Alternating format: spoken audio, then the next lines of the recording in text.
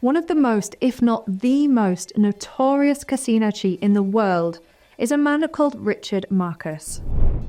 Richard Marcus began his journey in the bustling casinos of Las Vegas, not as a player, but as a dealer. He started out dealing blackjack and baccarat, which gave him a unique perspective of the ins and outs of casino operations. His experience as a croupier equipped him with the knowledge of how dealers think and what they might overlook.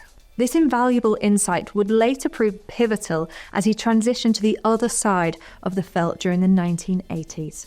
Marcus's scam was both simple and incredibly effective. He devised a method that played on the dealer's perspective and the mechanics of casino betting. His trick involved placing 2 red chips worth $5 each on top of a single brown chip valued at $5,000.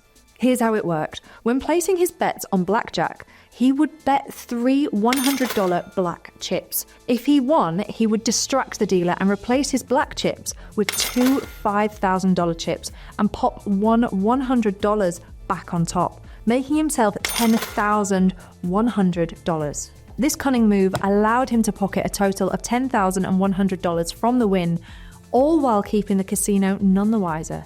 He's quoted saying to CDC Gaming, "We would bet 3 $100 black chips on a hand of blackjack. Instantly, after the dealer paid, I would remove that bet and replace it with 2 $5,000 chips and a $100 chip on top. Then I would touch the dealer's hand and claim, 'Hey, you've paid me wrong.' On the flip side, if he lost, he would keep the 3 $100 bets and take a small loss in hopes that he would recoup it in the next hand." He famously noted in interviews that the distance between the dealer and players at a roulette table meant dealers could see the number of chips but not their actual values, making his trick even easier to pull off. Despite his clever tactics, Marcus's luck eventually ran out. He was caught, prosecuted, and banned from several casinos. But rather than fading into obscurity, Marcus has become a controversial figure in the gambling community. He now mentors others on how to outsmart casinos and has dubbed himself the #1 casino and poker cheating expert. His story serves as both a warning and an inspiration for the would-be cheats looking to make their mark. Marcus's exploits sparked changes in how casinos approach security and monitoring. His methods exposed vulnerabilities in casino operations, prompting establishments to tighten their protocols and train their staff to recognize potential cheating tactics.